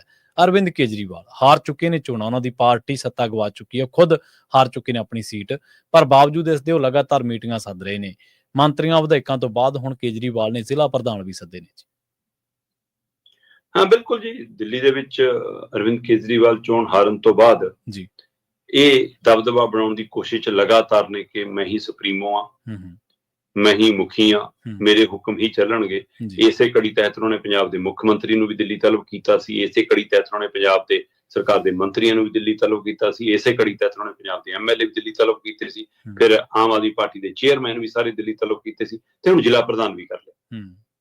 ਮਤਲਬ ਰਹਿ ਕੀ ਗਿਆ ਜਨਾਬ? ਤੁਸੀਂ ਇੱਕ ਬੰਦਾ, ਦੋ ਬੰਦਾ, ਚਾਰ ਬੰਦਾ ਇੱਥੇ ਆ ਕੇ ਮੀਟਿੰਗ ਕਰ ਲਓ। ਅਸੀਂ ਨਹੀਂ ਕਹਿੰਦੇ ਕਿ ਮੀਟਿੰਗ ਕਿਉਂ ਕਰਨਾ, ਮੀਟਿੰਗ ਕਰੋ, ਇੱਥੇ ਆ ਕੇ ਕਰ ਲਓ। ਸਾਰਾ ਪੰਜਾਬ ਉਧਰ ਨੂੰ ਤੋਰਿਆ, ਇਹਦਾ ਕੀ ਮਾਇਨੇ ਰੱਖਦੇ ਨੇ? ਕੱਲ ਨੂੰ ਤੁਸੀਂ ਕਹੋਗੇ ਭਾਈ ਜਿਹਨੇ ਜਿਹਨੇ ਸਾਨੂੰ ਵੋਟਾਂ ਪਾਈਆਂ ਉਹਨੂੰ ਵੀ ਦਿੱਲੀ ਨੂੰ ਲਿਆਓ ਚੱਕ ਕੇ, ਮਤਲਬ ਇੱਧਰੋਂ ਗੱਡੇ ਭਰ ਕੇ, ਟਰਾਲੀਆਂ ਭਰ ਕੇ ਤੁਰੇ ਰਹੋ ਦਿੱਲੀ ਨੂੰ। ਸੋ ਇਹ ਖਰਚਾ ਕਿਉਂ, ਇਹ ਸਮਾਂ ਬਰਬਾਦੀ ਕਿਉਂ? ਕੇਜਰੀਵਾਲ ਜੀ ਦਿਖਾਉਣਾ ਕੀ ਚਾਹੁੰਦੇ ਨੇ? ਮੈਂ ਕੱਲ ਦੇਖ ਰਿਹਾ ਸੀਗਾ, ਕੱਲ ਜਦੋਂ ਮੀਡੀਆ 'ਚ ਖਬਰਾਂ ਆ ਰਹੀਆਂ ਸੀਗੀਆਂ ਕਿ ਜ਼ਿਲ੍ਹਾ ਪ੍ਰਧਾਨ ਦਿੱਲੀ ਬੁਲਾਏ ਜੀ, ਕੇਜਰੀਵਾਲ ਜੀ ਨੇ ਆਪਣੀ ਨਿਵਾਸ ਸਥਾਨ ਤੇ ਮੀਟਿੰਗ ਕੀਤੀ। ਕਿਹੜਾ ਨਿਵਾਸ ਸਥਾਨ ਬਈ? ਤੁਸੀਂ ਰਾਜ ਸਭਾ, ਪੰਜਾਬ ਦੇ ਰਾਜ ਸਭਾ ਮੈਂਬਰ ਦੀ ਕੋਠੀ ਤੇ ਕਬਜ਼ਾ ਕੀਤਾ ਵਾ ਤੇ ਉਹਨੂੰ ਆਪਣਾ ਨਿਵਾਸ ਸਥਾਨ ਦੱਸੀ ਜਾਂਦੇ। ਜੀ ਤੁਸੀਂ ਤਾਂ ਹੁਣ MLA ਵੀ ਨਹੀਂ ਹੈਗੇ। ਬਿਲਕੁਲ। ਤੇ ਅਰਵਿੰਦ ਕੇਜਰੀਵਾਲ ਇਸ ਸਮੇਂ ਲਵਲੀ ਵਾਲੇ ਦੇ ਰਾਜ ਸਭਾ ਮੈਂਬਰ ਦੇ ਨਾਤੇ ਜਿਹੜਾ ਉਹਨੂੰ ਘਰ ਮਿਲਿਆ ਉਹਦੇ 'ਚ ਰਹਿ ਰਹੇ ਨੇ ਜੀ। ਇਹਨਾਂ ਦੀ ਧਰਮ ਪਤਨੀ ਨੇ ਕੋਠੀਆਂ ਚੈੱਕ ਕਰਕੇ ਉਂਗਲ ਧਰੀ ਸੀ ਕਿ ਇਸੇ ਘਰ ਮੇ ਰਹੂੰਗੀ ਮੈਂ। ਤੋਂ ਉਹ ਤੋਂ ਬਾਅਦ ਮਨੀਸ਼ ਸਿਸੋਦੀਆ ਜੀ ਰਹਿ ਰਹੇ ਨੇ ਅੱਜ ਕੱਲ ਆਪਣਾ ਹਰਭਜਨ ਭੱਜੀ ਵਾਲੀ ਕੋਠੀ 'ਚ। ਹਾਂਜੀ। ਇਸੇ ਤਰ੍ਹਾਂ ਜਿਹੜੇ ਬਾਬਾ ਜੀ ਨੇ ਸੰਤ ਸਿੰਚੇਵਾਲ, ਉਹਨਾਂ ਦੀ ਕੋਠੀ 'ਚ ਇਹਨਾਂ ਦਾ ਦਫ਼ਤਰ ਚੱਲਦਾ ਇੱਕ। ਇਹ ਸਾਰੇ ਰਾਜ ਸਭਾ ਮੈਂਬਰਾਂ ਦੀ ਕੋਠੀਆਂ ਤੇ ਉਹਨਾਂ ਦਾ ਕਬਜ਼ਾ। ਉਹਨਾਂ ਨੂੰ ਜੇ ਰਹਿਣਾ ਪਵੇ ਤਾਂ ਉਹ ਪੰਜਾਬ ਭਵਨ 'ਚ ਕਮਰੇ ਲੱਭਦੇ ਫਿਰਦੇ ਹੁੰਦੇ ਨੇ। ਉੱਥੇ ਬੈਠ ਕੇ ਤੁਸੀਂ ਹੁਣ ਪਹਿਲਾਂ ਕਪੂਰਥਲਾ ਹਾਊਸ 'ਚ, ਪੰਜਾਬ ਦੇ ਕਪੂਰਥਲਾ ਹਾਊਸ, ਤੁਸੀਂ ਪੰਜਾਬ ਦੇ ਮੁੱਖ ਮੰਤਰੀ ਨੂੰ, ਮੰਤਰੀਆਂ ਨੂੰ ਬੁਲਾ ਕੇ ਮੀਟਿੰਗ ਕੀਤੀ। ਫਿਰ ਹੁਣ ਤੁਸੀਂ ਉਸ ਸਰਕਾਰੀ ਰਿਹਾਇਸ਼ ਦੇ ਵਿੱਚ ਜਿਹੜੀ ਪੰਜਾਬ ਦੇ ਕੋਟੇ 'ਚੋਂ ਰਾਜ ਸਭਾ ਮੈਂਬਰ ਨੂੰ ਮਿਲੀ ਆ, ਉੱਥੇ ਪੰਜਾਬ ਦੇ ਜ਼ਿਲ੍ਹਾ ਪ੍ਰਧਾਨ ਨੂੰ ਬੁਲਾ ਕੇ ਮੀਟਿੰਗ ਕੀਤੀ ਜੀ। ਸੋ ਇਹ ਤੁਸੀਂ ਆਪਣਾ ਦਬਦਬਾ ਦਿਖਾ ਰਹੇ ਹੋ ਕਿ ਸਰਕਾਰ ਮੈਂ ਚਲਾ ਰਿਹਾ। ਤੁਸੀਂ ਪੰਜਾਬ ਦੇ ਮੰਤਰੀਆਂ ਨੂੰ ਵੀ ਕਿਹਾ ਤੁਹਾਨੂੰ ਕੋਈ ਦਿੱਕਤ ਆਵੇ ਮੈਨੂੰ ਦੱਸਿਓ। ਤੁਸੀਂ ਪੰਜਾਬ ਦੇ MLA ਨੂੰ ਵੀ ਕਿਹਾ ਮੀਟਿੰਗ ਦੌਰਾਨ ਕੋਈ ਮੁਸ਼ਕਲ ਆਵੇ, ਕੋਈ ਹਲਕੇ ਦਾ ਮਸਲਾ ਨਾ ਹੁੰਦਾ ਹੋਵੇ, ਕੋਈ ਅਫਸਰ ਤੰਗ ਕਰਦਾ ਹੋਵੇ, ਮੈਨੂੰ ਦੱਸਿਓ। ਮਤਲਬ ਤੁਸੀਂ ਇਹ ਦਿਖਾਉਣਾ ਚਾਹੁੰਦੇ ਹੋ ਕਿ ਮੈਂ ਚਲਾ ਰਿਹਾ, ਮੇਰੇ ਹੁਕਮਾਂ ਨਾਲ ਚੱਲੂਗਾ। ਤੇ ਹੁਣ ਇਹੀ ਗੱਲ ਤੁਸੀਂ ਜ਼ਿਲ੍ਹਾ ਪ੍ਰਧਾਨਾਂ ਨੂੰ ਕਹੀ ਕਿ ਤੁਸੀਂ ਦੱਬ ਕੇ ਕੰਮ ਕਰੋ, ਆਪਾਂ ਪੰਜਾਬ ਮਾਡਲ ਨੂੰ ਉਭਾਰਨਾ ਹੈ, ਆਪਣਾ ਟੀਚਾ 227 ਹੈ। ਮਤਲਬ ਪੰਜਾਬ ਟੀਚਾ ਨਹੀਂ ਹੈ, ਪੰਜਾਬ ਦੇ ਮਸਲੇ ਟੀਚਾ ਨਹੀਂ ਹੈ, 227 ਚੋਣ ਜਿੱਤਣਾ ਟੀਚਾ। ਜਦ ਤੋਂ ਰਾਜਨੀਤੀ ਦੇ ਵਿੱਚ ਇਹ ਪ੍ਰਕਿਰਿਆ ਆ ਗਈ ਸਾਰੀਆਂ ਪਾਰਟੀਆਂ, ਤਦ ਤੋਂ ਲੋਕ ਮੁੱਦੇ ਦੂਰ ਹੋ ਗਏ। ਹਾਈ ਕਮਾਂਡ ਕਲਚਰ ਪੰਜਾਬ ਦੇ ਉੱਤੇ ਪਹਿਲਾਂ ਵੀ ਹਾਵੀ ਰਿਹਾ। ਬਿਲਕੁਲ। ਕਾਂਗਰਸ ਦਿੱਲੀ ਤੋਂ ਹੀ ਚੱਲਦੀ ਸੀ, ਕਾਂਗਰਸ ਦੇ ਲੀਡਰ ਦਿੱਲੀ ਨੂੰ ਹੀ ਭੱਜਦੇ ਸੀ, ਦਿੱਲੀ ਦਾ ਹੀ ਰੁਖ ਕਰਦੇ ਸੀ ਕੋਈ ਵੀ ਮਸਲਾ ਹੋਵੇ, ਹੈ ਨਾ। ਬੀਜੇਪੀ ਦਿੱਲੀ ਤੋਂ ਹੀ ਚੱਲਦੀ ਸੀ, ਬੀਜੇਪੀ ਵਾਲੇ ਦਿੱਲੀ ਹੋਈ ਸੁਨੇਹਾ ਲੈ ਕੇ ਆਉਂਦੇ ਸੀ। ਇੱਥੋਂ ਤੱਕ ਕਿ ਅਕਾਲੀ ਦਾ ਹਾਈ ਕਮਾਂਡ ਦਿੱਲੀ ਨਹੀਂ ਹੈ, ਪਰ ਇਹ ਵੀ ਬੀਜੇਪੀ ਦੇ ਨਾਲ ਜਦੋਂ ਸੀਗੇ ਤਾਂ ਉਧਰ ਨੂੰ ਤੁਰ ਜਾਂਦੇ ਸੀ, ਕੋਈ ਸ਼ੱਕ ਨਹੀਂ। ਪਰ ਉਹ ਲੀਡਰਸ਼ਿਪ ਜਾਂਦੀ ਸੀ, ਮੁੱਖ ਲੀਡਰ ਜਾਂਦਾ ਸੀ। ਇੱਕ ਚੱਲ ਗਏ, ਦੋ ਚੱਲ ਗਏ, ਪੰਜ ਚੱਲ ਗਏ, ਏਦਾਂ ਕਦੇ ਨਹੀਂ ਹੋਇਆ ਜਿਹੜਾ ਵਰਤਾਰਾ ਹੁਣ ਵਾਪਰਿਆ। ਸੋ ਬਿਲਕੁਲ ਇਹ ਪੂਰਾ ਅਨੋਖਾ ਕਲਚਰ ਹੈ। ਔਰ ਆ ਪੰਜਾਬ ਦੇ ਵਿੱਚ ਮਨੀਸ਼ ਸਿਸੋਦੀਆ ਹੁਣ ਸਕੂਲ ਕਾਲਜ ਚੈੱਕ ਕਰਦੇ ਫਿਰਦੇ ਨੇ। ਇਹ ਆਪਣੇ ਆਪ 'ਚ ਸਵਾਲ ਹੈ ਕਿ ਵੀ ਤੁਸੀਂ ਹਾਰੇ ਹੋਏ ਹੋ, ਕੀ ਚੈੱਕ ਕਰਦੇ ਫਿਰਦੇ ਹੋ? ਪਤਾ ਤਾਂ ਇਹ ਲੱਗ ਰਿਹਾ ਕਿ ਦੋ ਪੰਜਾਬ ਦੇ ਰਾਜ ਸਭਾ ਮੈਂਬਰਾਂ ਤੇ ਦਬਾਅ ਬਣਾਇਆ ਜਾ ਰਿਹਾ ਕਿ ਕਿਸੇ ਤਰ੍ਹਾਂ ਅਸਤੀਫਾ ਦਿਓ ਤੇ ਕੇਜਰੀਵਾਲ ਤੇ ਮਨੀਸ਼ ਸਿਸੋਦੀਆ ਨੂੰ ਰਾਜ ਸਭਾ ਭੇਜ ਦਈਏ। ਸਵਾਤੀ ਮਾਲੀਵਾਲ ਨਾਲ ਵੀ ਅਸਤੀਫੇ ਕਰਕੇ ਪਰਚਾ ਮੁੱਦਾ ਬਣਿਆ ਸੀਗਾ, ਠੀਕ ਹੈ ਨਾ। ਜੇ ਦਬਾਅ ਬਣਾਉਣ ਨੂੰ ਅਸਤੀਫਾ ਨਾ ਦੇਣ ਤਾਂ ਵੀ ਰਾਜ ਸਭਾ ਉਹਨਾਂ ਦੀ ਰਹਿਣੀ ਹੈ। ਇਹ ਨਹੀਂ ਕਿ ਕਹਿਣ ਸਾਡੀ ਪਾਰਟੀ ਦਾ ਨਹੀਂ ਗਾ, ਹੁਣ ਰਾਜ ਸਭਾ ਨਹੀਂ ਜਾਣ ਵਾਲੀ ਉਹਨਾਂ ਦੀ। ਤੇ ਇਹ ਵੀ ਚੱਲ ਰਿਹਾ ਕੰਮ ਕਿ ਉਹਨਾਂ ਦੇ ਅਸਤੀਫੇ ਦਵਾ ਕੇ ਅਸੀਂ ਬਣ ਜਾਈਏ। ਜੇ ਅਸਤੀਫੇ ਹੀ ਲੈਣੇ ਆ ਭਾਈ, ਲੈ ਲਓ ਸੰਦੀਪ ਪਾਠਕ ਤੇ ਰਾਘਵ ਚੱਡਾ ਦੇ। ਵੈਸੇ ਵੀ ਉਹ ਪੰਜਾਬ ਦੇ ਕੋਟੇ ਚੋਂ ਹੈ ਨਹੀਂ, ਤੁਸੀਂ ਵੀ ਪੰਜਾਬ ਦੇ ਕੋਟੇ ਚੋਂ ਨਹੀਂ ਗਏ, ਬਣੇ ਵੇ ਪੰਜਾਬ ਵਾਲੇ ਖਾਨੇ ਚੋਂ। ਉਹ ਪੰਜਾਬ ਦੀ ਨੁਮਾਇੰਦਗੀ ਥੋੜਾ ਕਰ ਸਕਦੇ ਨੇ।